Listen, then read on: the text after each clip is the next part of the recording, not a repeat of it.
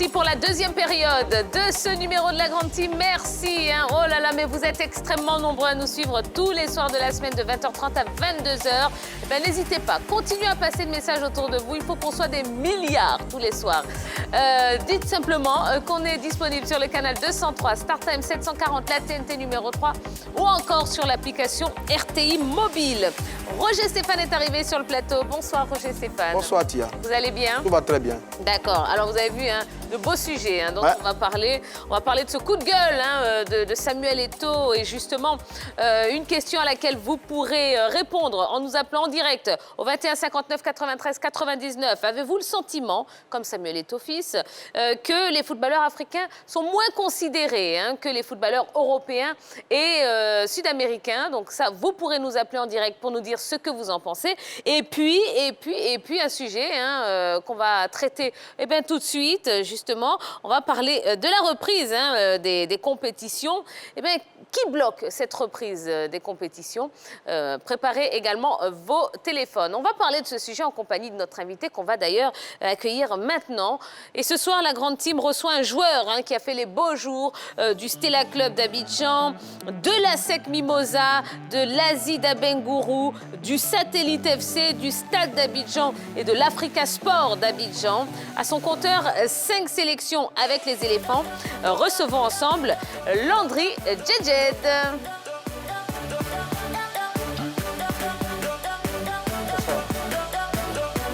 Bonsoir Landry. Bonsoir. Comment allez-vous? Bien. Bon, merci d'avoir accepté notre invitation. On est très contents de vous recevoir sur le plateau de la Grande Team. Je vous présente la team. Ouais. Et voilà. Et la team, Landry Djedjet. On le connaît bien. Je sais bien. Est-ce que votre pied gauche est toujours aussi bon? Ouais, ça va. Alors Landry, vous avez joué dans 5 clubs ivoiriens que j'ai cités. Déjà, comment est-ce que vous avez fait pour vous retrouver dans 5 clubs différents? Et surtout, est-ce qu'on peut parler d'une instabilité? Non, moi je pense que ce n'est pas une instabilité, c'est juste que j'avais besoin de chercher un club un peu plus huppé à chaque fois. La compétition, j'avais besoin de ça, de trouver des clubs qui pouvaient me permettre de grandir dans ma carrière de footballeur. C'est comme ça que je suis passé un peu partout pour essayer de donner cet élan à ma carrière que je voulais. D'accord. Et parmi tous ces clubs, lequel vous a le plus marqué dans le bon sens? Alors, dans lequel vous avez des plus beaux souvenirs? Bon, je peux dire que le Satellite m'a permis de vraiment exploser dans le championnat ivoirien. C'est Diaby Le Gourou qui a permis qu'au jour d'aujourd'hui, je puisse être connu du public sportif ivoirien. Voilà. Je vous vois hocher la tête, Henri Jo. Oui, on était tout jeune. L'équipe du Satellite battait toujours la SEC et on entendait un nom, Didier Landry. Et il y avait aussi le gardien Brice Samba, il me semble, qui était venu du Congo. Cette équipe-là battait à chaque fois la SEC Mimosa. Et ce nom-là, on a entendu, réentendu. Vous avez grandi avec. Voilà. Et on a grandi avec. Aujourd'hui, nous sommes heureux de le voir. Vous étiez tout jeune? Très jeune. Vous étiez né, vous êtes sûr? Ah d'accord, ok. La question est très importante. Alors, Landry, dans votre parcours, aucune trace d'une aventure en dehors de la Côte d'Ivoire. Comment se fait-il que vous n'ayez pas évolué ailleurs? Est-ce par manque de propositions? Bon, pas par manque de propositions, il y a aussi le fait qu'on n'avait pas d'argent en ce moment-là pour pouvoir nous orienter, nous guider dans cette carrière internationale-là. C'est ce qui nous a fait défaut un peu. Sinon, j'aurais voulu vraiment embrasser une carrière professionnelle, mais ça n'a pas été. Donc, je suis obligé de faire comme ça. Voilà. Vous avez joué dans les 2 clubs phares du football ivoirien, oui. La SEC Mimosa et l'Africa Sport d'Abidjan, à des époques un peu différentes. La SEC vers 98 et l'Africa vers 2004. Lequel des clubs vous avez vraiment aimé? Où est-ce que vous avez senti la chaleur, vraiment la passion du football ivoirien? C'est dans lequel des 2 clubs? C'est avec l'Africa que j'ai senti ça. Parce qu'à la SEC, c'était un peu trop structuré, c'était un peu vraiment des résultats. Vraiment, la SEC, c'est un club à résultats. Comment un club peut être trop structuré? Alors, non, quand je dis trop structuré, en fait, ça dit c'est quoi? À ce moment, je n'avais pas les épaules pour. Voilà, c'était un peu ça, parce qu'avec les joueurs qu'il y avait Badara, il y avait Guel Kiresoa, c'était des joueurs vraiment qui... Baloki Florent. Baloki Milandi Florent, il y avait John Zaki, c'était des grands noms. Bon, moi, je venais du Stella tout de suite là-dedans, j'avais besoin d'avoir encore 2 ans au Stella pour pouvoir vraiment essayer d'aller vers ce club-là. Mais c'est après aussi que j'ai compris que c'était vraiment là que commençait la compétition pour moi. Voilà, donc c'est un peu ça. La SEC m'a permis de connaître la compétition. L'Africa, j'ai été à l'Africa avec vraiment cette envie de gagner là, pour montrer aux dirigeants de la SEC que vraiment ils avaient aussi tort de me laisser partir aussitôt, quoi. Voilà. Didier Landry et les blessures, est-ce que vous ne pensez pas que cela vous a énormément handicapé dans votre progression? Par rapport surtout au club en dehors de la Côte d'Ivoire qui aurait pu solliciter votre, je dirais, votre maestria. J'avais été malade, pas vraiment les blessures, j'avais été malade. Je pense que c'est ce qui m'a un peu freiné dans mon élan. Je pense que c'est pas de ma faute, c'est quelque chose qui est arrivé comme ça. Moi, je pense que j'avais besoin aussi que vraiment je sois encadré pour que vraiment ce soit bien fait. Parce que quand on n'a pas de personnes pour nous aider, nous soutenir dans ce qu'on fait comme métier de footballeur, c'est difficile. On ne peut pas trouver le bon chemin, quoi. Voilà. Didier Landry, votre fameux pied gauche, oui. Un peu lent, hein, dans le style de Redondo, l'Argentin, un peu lent tout ça, mais une qualité de passe magnifique. Moi, j'ai toujours hésité. Il joue où exactement? Récupérateur ou relayeur? Je me suis souvent posé des questions parce que j'ai du mal à vous situer un peu dans votre façon de jouer. C'était quoi exactement votre J'étais milieu récupérateur. Milieu récupérateur, mais après ça, j'ai essayé de perfectionner ce pied gauche-là pour vraiment cacher la lenteur que j'avais. Parce que dans la vitesse, je ne pouvais pas. Donc, il fallait servir mes partenaires dans de bonnes conditions pour que les choses puissent vraiment bien se passer, quoi, au final. Il était beau, votre pied gauche. Merci. Alors, qu'est-ce que vous devenez depuis la fin de votre carrière de footballeur? Je suis entraîneur de football. J'ai une académie que j'entraîne, l'Académie City Sport de Makori. Et il y a aussi une équipe de Pogbo FC qui a été créée il n'y a pas longtemps par un ami du nom de Obou Serge. Voilà, c'est ces deux équipes-là que j'entraîne. Essayer d'apporter mon expérience que j'ai connue en tant que footballeur. Et aujourd'hui, je suis en train d'embrasser une carrière d'entraîneur. Je veux transmettre à ce que je n'ai pas pu avoir quand je jouais à ces jeunes gens que j'entraîne là. Voilà. D'accord. Donc, je suis là un peu là. Eh bien, super. Eh bien, en tout cas, une fois de plus, hein, merci à vous d'avoir accepté notre invitation. Merci. On est vraiment contents de vous avoir sur le plateau. Si vous avez des questions à poser à notre invité de ce soir, eh bien, n'hésitez pas. Vous avez un petit moment pour aller sur la page Facebook de la 3 pour le faire. Et on se fera un plaisir de vous lire comme ça à l'antenne en direct. Allez, on va passer à l'actu de ce soir. Vous êtes d'accord? D'accord. Eh bien, allons-y. C'est parti.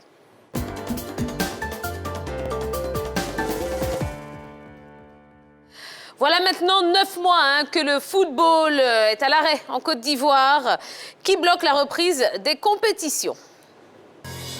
Depuis le mois de mars, le football est à l'arrêt en Côte d'Ivoire. À cause de la menace coronavirus, la Fédération ivoirienne de football, à l'instar des autres associations sportives à travers le monde, a pris la décision de suspendre ses compétitions. Réuni le jeudi 25 juin dernier, au siège de l'instance ivoirienne, le comité exécutif a pris d'importantes décisions, notamment l'arrêt définitif de la Ligue 1, l'invalidation de la Coupe nationale 2020, l'arrêt partiel de la Ligue 2 et de la D3 et l'invalidation des compétitions des autres divisions. Depuis, le ballon a cessé de rouler sur les stades ivoiriens et à l'heure où les autres pays ont repris les compétitions, en Côte d'Ivoire, on attend toujours. En septembre dernier, la Ligue professionnelle a fait une proposition par rapport à des dates de reprise.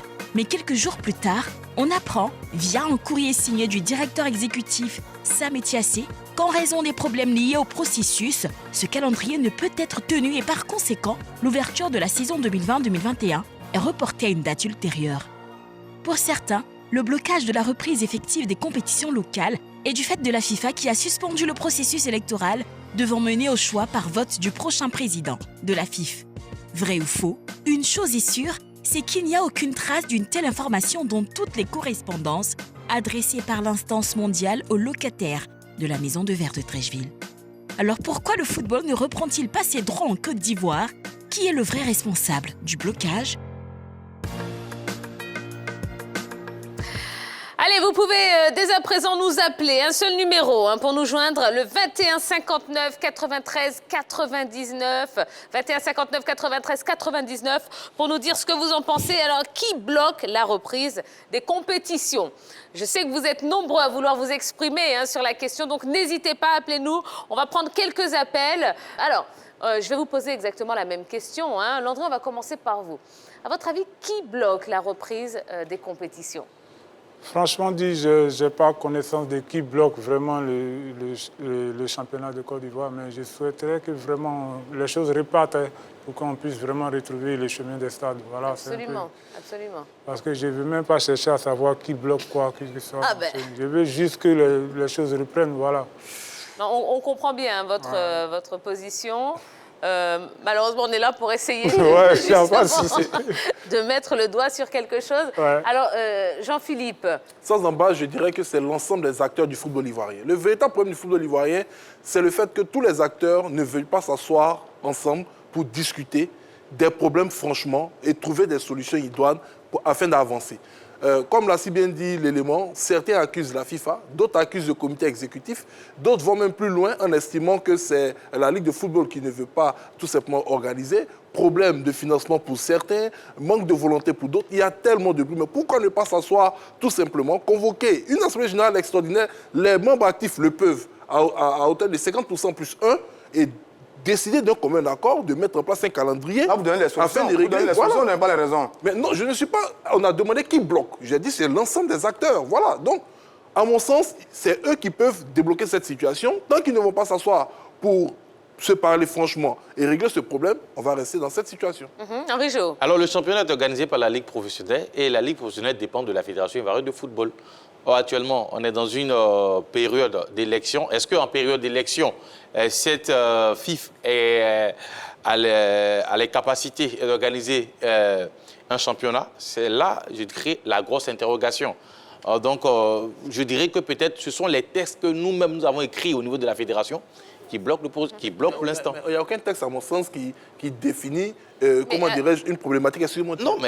Non, mais problématique concernant ça. Les thèses disent que c'est la Ligue professionnelle qui organise le championnat. Oui. Or, la Ligue professionnelle dépend de la fédération. Or, aujourd'hui, on est dans une période électorale.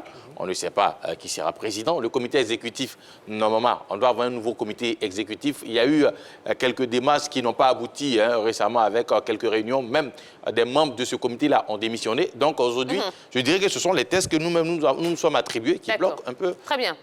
On va donner la priorité aux téléspectateurs. On a M. Seka qui nous appelle d'Adzopé. Bonsoir, M. Seka. Bonsoir, madame. Comment allez-vous, M. Seka? Oh, je vais bien. D'accord, très bien. À la grâce de Dieu. Mais super. Alors, Monsieur Seka, on parle de la reprise des compétitions. Hein. À votre avis, qu'est-ce qui bloque cette reprise? Moi, à mon avis, c'est le fait que cette histoire d'élection à la présidence, il y a trop de passion qui fait que on ne peut pas avancer. Donc, il laisse l'histoire d'élection à la présidence à ceux qui sont à la tête actuellement. Il y a le secrétaire général de la FIF qui peut organiser des élections. Puis le Covid-19 n'a rien à voir. Les autres compétitions européennes sont actuellement en cours. Et nous, jusqu'à preuve du contraire, on est bloqué. Alors qu'il y a des équipes qui sont en compétition africaine, qui doivent compétir. Et il n'y a pas de compétition dans les jambes. Comment ils vont s'arranger? C'est pas cette histoire de match amicaux ou qui vont faire que ça va avancer. Donc, à mon avis, c'est cette histoire d'élection à la présidence qui fait que ça n'avance pas. D'accord. Merci beaucoup, Monsieur Seka. Merci pour votre témoignage. On va prendre la direction d'Abobo. Allô, allô? Allô? Allô? Bon, écoutez, continuez à nous appeler. 21 59 93 99. Roger Stéphane. Tiens, il y a 3 coupables. Le premier coupable, c'était la Covid, qui avait bloqué le championnat, qui avait amené la fédération à arrêter les compétitions, à sonner la fin de la saison. Le deuxième coupable, c'est la FIFA, la Fédération internationale de football, qui depuis le 27 août a demandé un certain nombre de documents pour aider à organiser le processus électoral. Et depuis, la FIFA ne s'est pas encore prononcée. Nous tous, on attend la réaction de la FIFA pour qu'on ait un nouveau président de la Fédération ivoirienne de football pour lancer son programme. Et le troisième coupable, c'est peut-être des raisons financières. Est-ce que la Fédération, en ce moment, a les moyens qu'il faut pour pouvoir organiser, reprendre les compétitions? Voilà toutes les questions, mais il y a 3 coupables et le principal coupable, c'est la FIFA. D'accord, pour vous. Oui, pour moi. Monsieur Amoussou nous appelle d'Abobo. Bonsoir, Monsieur Amoussou. Oui, bonsoir, Tia. Comment allez-vous, Monsieur Amoussou? Ça va super bien, et chez vous? Oui, ça va très bien. On est content de vous avoir au téléphone. Merci beaucoup, c'est pareil pour moi. Ah ben écoutez, je suis ravie. Alors, qui bloque la reprise des compétitions, selon vous? Alors, pour moi, ce qui bloque la reprise des compétitions, c'est d'abord le manque de confiance entre l'ensemble des clubs, le manque de confiance entre les dirigeants actuels de la fédération et les clubs. Parce que pour moi, dès que le processus électoral a été bloqué, il appartenait au club de se réunir et de tirer toutes les conséquences pour voir ce qui peut être sauvé pour que le championnat reprenne. Parce qu'on ne peut pas suspendre tout un championnat pour une élection. L'élection, j'ai envie de dire, c'est un peu de la politique. Ils peuvent sortir de cela. Mais ce qui fait la matière grise, c'est le football. Il faut que le ballon tourne. Donc, il appartenait au club de susciter cet engouement-là pour trouver des solutions pour démarrer les compétitions. Je pense que c'est ça, en fait. D'accord. C'est ça. Il n'y a pas de fautif proprement. C'est tout l'ensemble du système, c'est tous les clubs, c'est tous les dirigeants, c'est un peu le manque de confiance, c'est un peu toute cette guéguerre qui se font en un point fini qui nous conduit à cette situation-là aujourd'hui. D'accord, Monsieur Amousoubé, on a bien compris, vous rejoignez vraiment le point de vue de Jean-Philippe. Merci en tout cas pour votre appel. D'accord. Alors, que disent les textes, justement, par rapport aux compétitions en période électorale? Bon, j'avoue que je n'ai pas un test vraiment là-dessus, mais je sais que les compétitions sont organisées par deux ligues. La Ligue professionnelle pour la Ligue 1 et la Ligue 2, et la Ligue amateur pour les autres niveaux de compétition. Voilà les deux qui organisent les compétitions. Mais il faut savoir qu'en ce moment, la Ligue professionnelle n'est pas, je dis, elle n'est pas en fonction, parce que dans les articles de la fédération, l'article 2, on va y aller pour le téléphone. Bon, finissez votre phrase. Dans le code électoral, l'article 2, alinéa 3 et 4 dit que ce sont les instances élues de la fédération qui restent en fonction jusqu'à la fin du processus électoral. D'accord. Or, la commission, la Ligue professionnelle, n'est pas élue, elle est nommée, donc elle n'a pas compétence en ce moment précis pour organiser le championnat national. On va revenir dessus, Roger Stéphane. On va prendre Monsieur Diomandé qui nous appelle d'Abobo. Bonsoir, Monsieur Diomandé. Bonsoir, Tia. Vous allez bien, Monsieur Diomandé? Oui, ça va bien. D'accord, très bien. Alors, certains disent que c'était au club de se réunir et puis de trouver une solution de façon à faire repartir le football et les compétitions ici en Côte d'Ivoire. Vous êtes d'accord avec eux ou pas?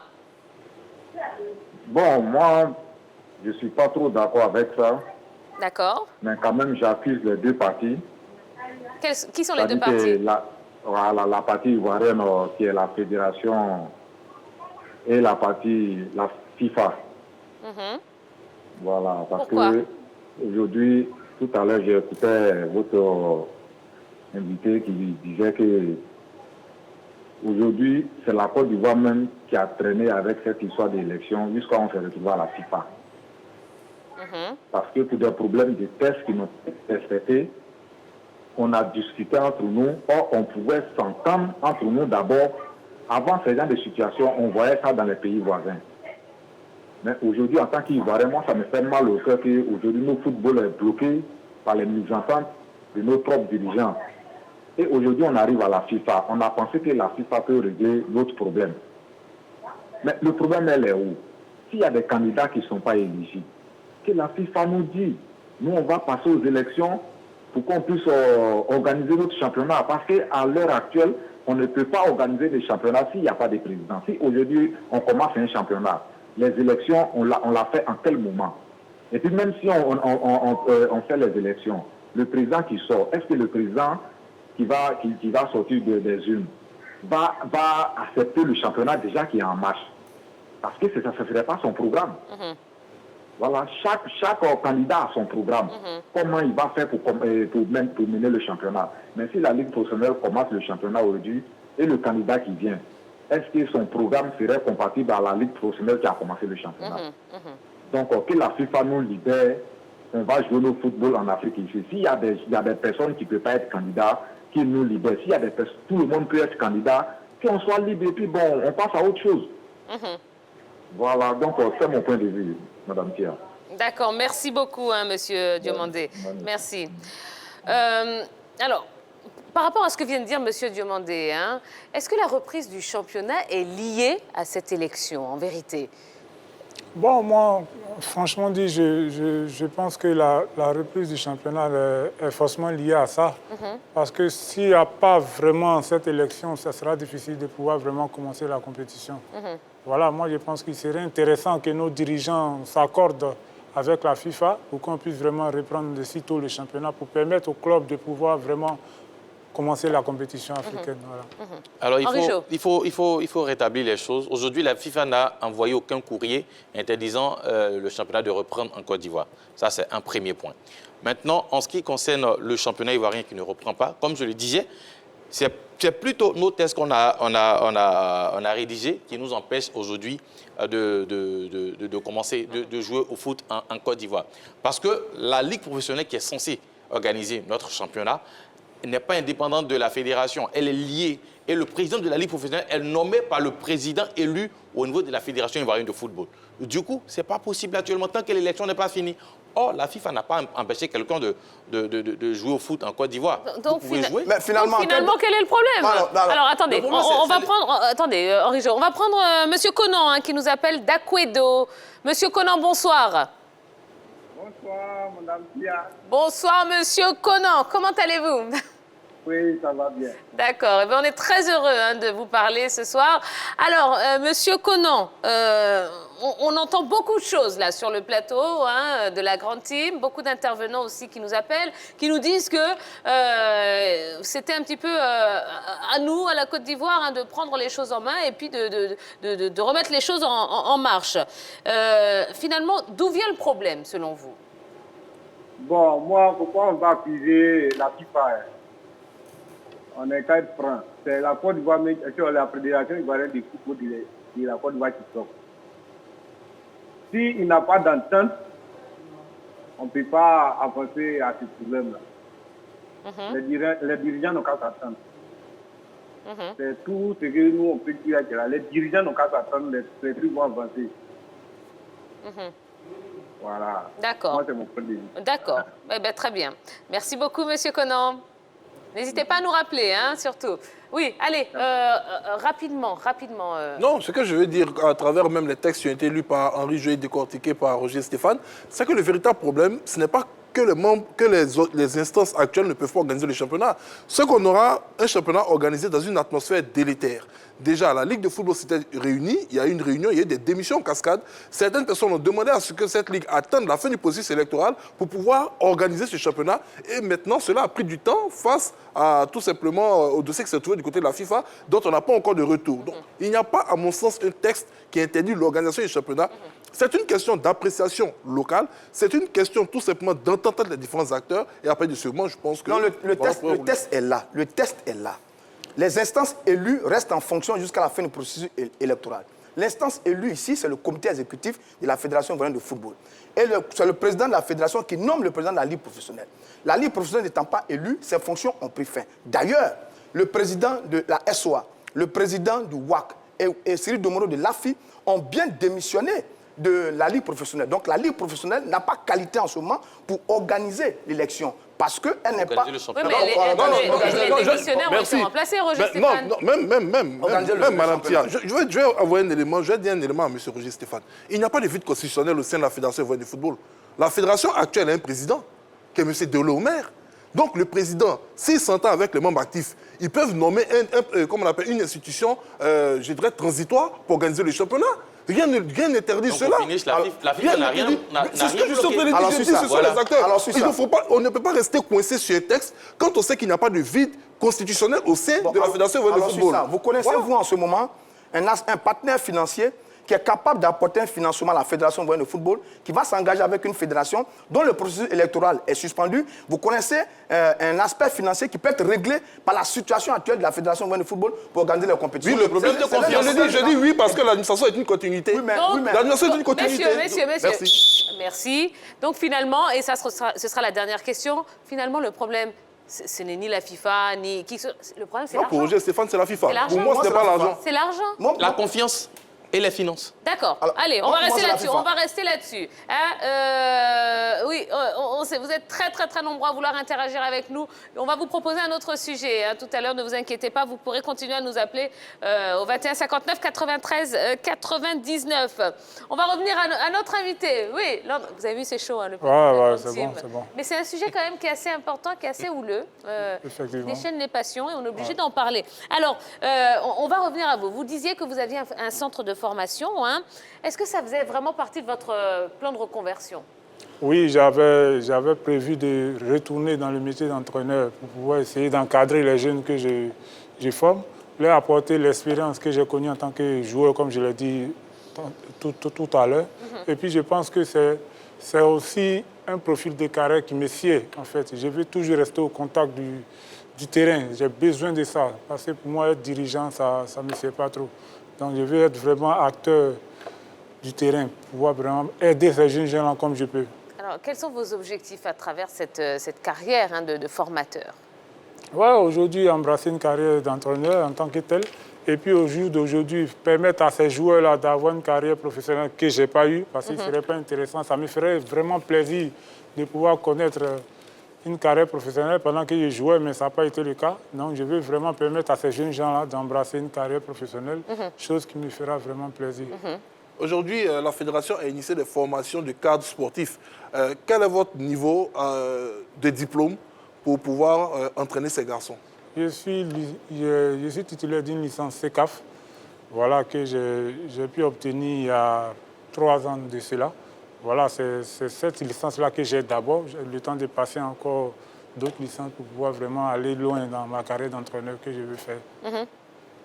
Vous dirigez un centre de formation. Aujourd'hui, on sait qu'au niveau de la fédération, il n'y a pas de compétition de jeunes, bien sûr, avant la période Covid. Comment vous, à votre niveau, vous mettez vos gamins en zone?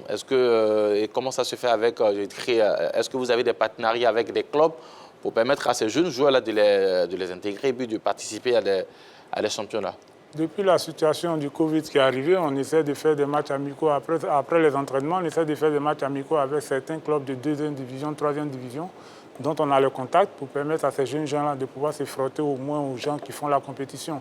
Parce que comme c'est là-bas qu'on veut les envoyer, il faut vraiment qu'ils se frottent à ces gens-là pour pouvoir vraiment connaître la compétition. Donc c'est comme ça qu'on essaie de faire un peu pour leur permettre de tenir la forme. D'accord. Alors, vous allez nous rappeler le nom de votre centre de formation et surtout comment on fait pour l'intégrer?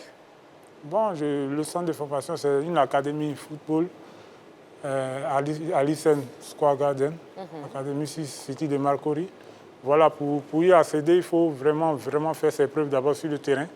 Voilà, j'observe les joueurs qui viennent là sur une période d'1 mois pour pouvoir voir qui on peut garder et qui on ne peut pas garder. Et après ça, sur le plan administratif, ils vont croiser le dirigeant qui est M. Diarasouba Isiaka. Ils vont essayer de régler ce qu'il y a à régler sur le plan financier. Et puis donc c'est une académie payante, hein? Oui, effectivement. Et puis après, maintenant, le joueur va intégrer comme il se doit l'équipe, quoi. Voilà. D'accord. Allez, dernière question. Bon, si le joueur n'est pas très très fort, hein, mais qu'il a déjà payé, on le garde ou on ne prend pas l'argent tant qu'il n'a pas fait ses preuves d'abord sur le terrain. Il faut d'abord qu'on l'observe. Quand on a fini de l'observer, et puis après ça, on peut voir les dirigeants pour qu'ils essaient de rentrer dans les conditions qui ont été données par les dirigeants.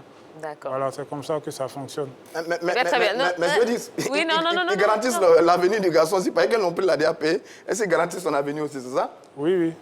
Ah, d'accord. Voilà, c'est comme ça. Quand ils apportent l'argent est fait pour qu'ils puissent vraiment aller faire des tests en Europe. Parce que c'est cette plateforme-là qui leur est réservée quand ils sont à l'académie. C'est important de pouvoir vraiment placer ces jeunes gens-là pour qu'ils vraiment puissent réussir dans ce qu'on veut faire. Eh bien, merci beaucoup, en tout cas, Landry Djedjed, d'être venu nous parler sur le plateau de la Grande Team. On espère que vous allez avoir beaucoup de bons joueurs, beaucoup de pépites qui vont passer par votre académie. Et puis, n'hésitez pas à venir nous donner des nouvelles régulièrement. Merci à vous aussi. Merci à la Grande Team. Eh bien, c'était un plaisir. Allez, On va marquer une nouvelle pause. Ouais, deuxième pause de la soirée. Dans un instant, on aura le Niaga des supporters avec une belle affiche ce soir. Sadio Mané ou Mohamed Salah. Eh bien, on vous a tendu le micro et vous verrez ce que vous avez répondu. Et puis, on parlera de ce coup de gueule de Samuel Eto'o. Et je vous rappelle que vous pourrez nous appeler en direct au 21 59 93 99. Est-ce que, comme Samuel Eto'o, vous pensez que les footballeurs africains sont moins considérés que les footballeurs européens et sud-américains? Eh bien, vous aurez l'occasion de vous exprimer en direct sur le plateau de la Grande Team. À tout de suite.